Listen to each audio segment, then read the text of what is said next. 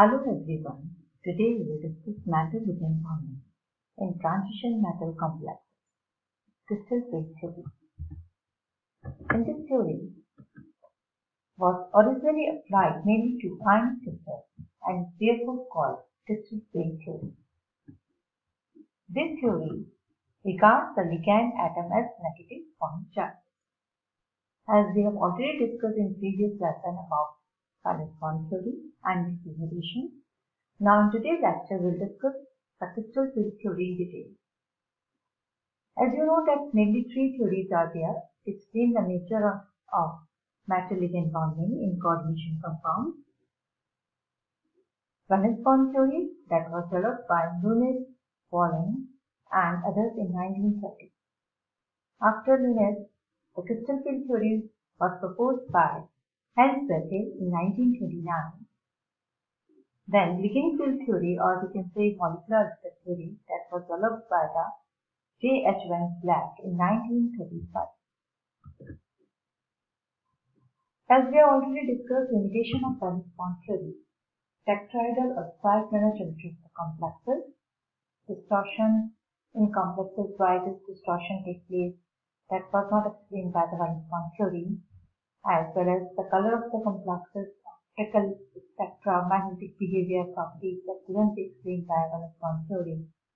Color of many of the complexes are colored. Why it is so? Let's not give any reasons behind it. Temperature dependence of magnetic properties.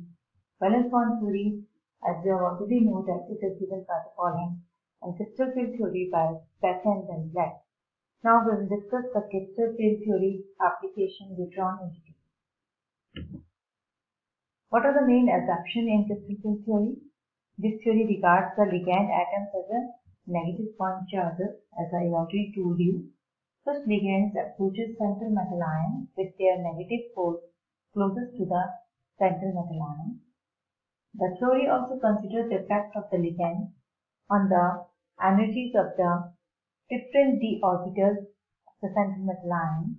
This theory does not consider covalent bonding in complexes. Remember, this does not consider the covalent bonding or covalent interaction. This is completely purely ionic in nature, electrostatic. Is an isolated gaseous metal ion. We are considering all have the 5d orbitals which are in the d field, means they have same energy level. It is needed to know that geometrical relationships of the d orbitals. Later on we will see in the diagram. There are 5 wave functions that can be written as for orbitals for typically whole located form. Let's see the diagram. This one is dxy. These lobes lie in between the x and y axis. dxz lobes are lying in between the x and z axis. This one is dyz. Lobes lie in between the y and z axis.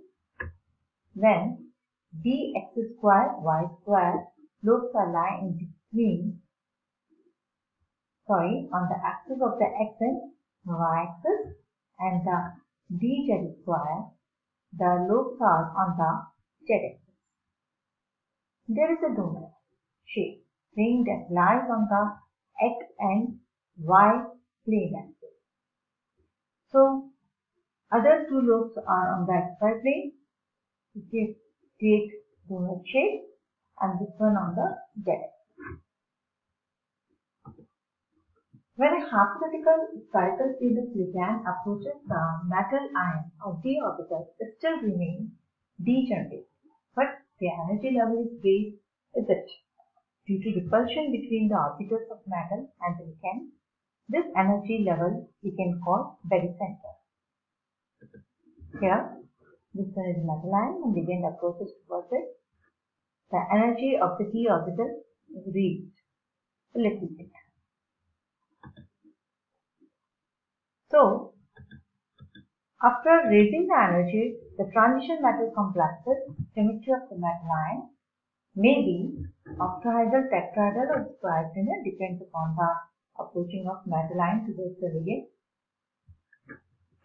The field provided by the ligand is not at all spherically symmetrical, therefore d orbitals are unequally affected by the ligands and the degeneracy of the d orbital in metal removed, they will be splitting into different energy levels, maybe T2G or EG, or maybe T2 or E. That depends upon the geometry. This one is a different energy level.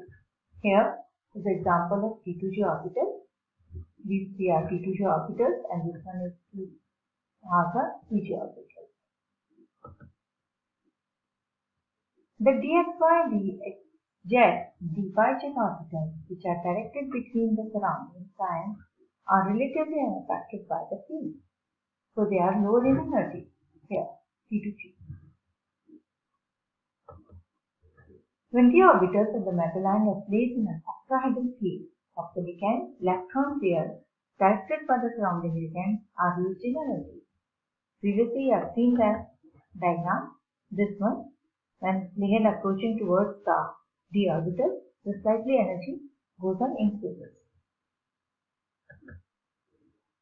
The dxy, dxz, and dyz orbitals, which are directed between the surrounding ion, are relatively unaffected by the field.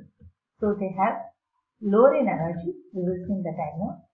This one, they are affected by the field, so they are lower in energy.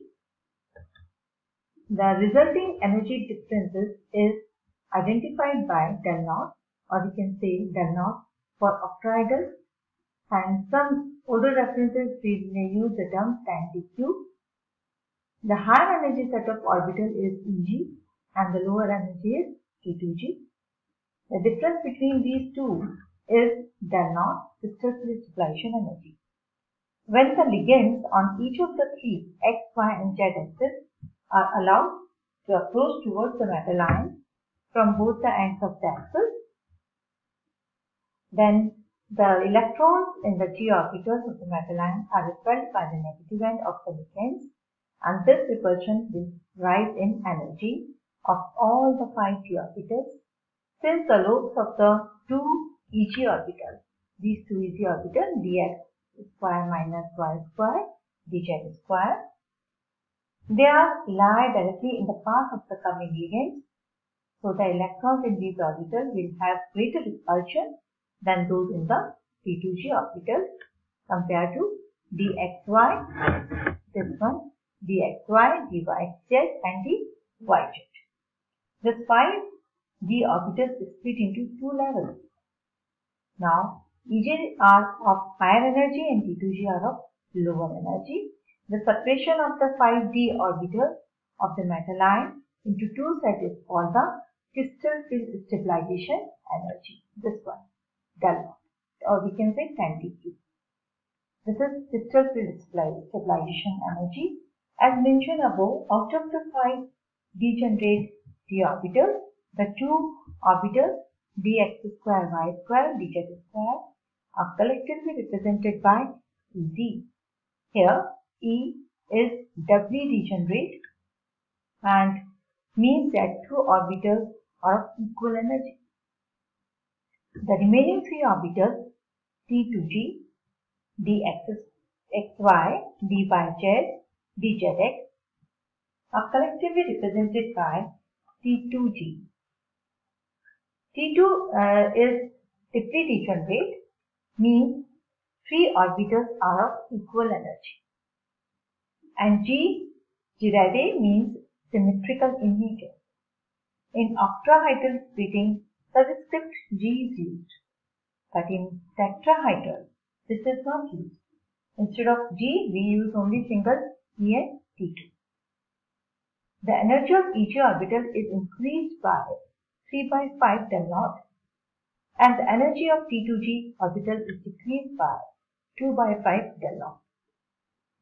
After splitting, the electrons will have a tendency to occupy the lower in the energy level and occupy the first orbital of the lower energy, and the occupation of its T2G orbital is accompanied by, that is, emission of energy, whereas that of an EG orbital by absorption. This is for emission and this is for absorption. Thus, the total energy released is known as crystal field stabilization energy. By knowing the number of electrons in T2G and EG, we can easily calculate the crystal field stabilization energy. We will discuss it later on in detail in next lecture. So this is all about crystal field complexes on Crytal. We have discussed. We can also find out the control of approaching ligands, and the 5d orbitals were originally degenerated in 3 microcations, which are repeated. That depends upon the coming ligand. That is, maybe stronger ligand, maybe weaker ligand. Here I have given some references. You may refer to the book Inorganic Chemistry by J.D. Lee or Inorganic Chemistry by Hui. Especially for metal ligand bonding, you may go through these bunch of dense books. So many books are available. You may go through and identify the crystal field theory in detail. Thank you to all. Have a nice day.